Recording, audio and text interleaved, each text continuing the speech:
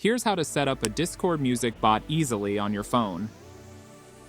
First, open Safari, Chrome, or any browser on your mobile phone. Tap on the search bar at the top. Then type and search for Discord bot music. From the search results, open the official top.gg website. Browse through the available music bots and select the music bot you want to add. Tap on the invite button under that bot. This will automatically open Discord on your device. Here, you need to add this bot to a server. So tap on Select a server. Then choose the Discord server from the available options.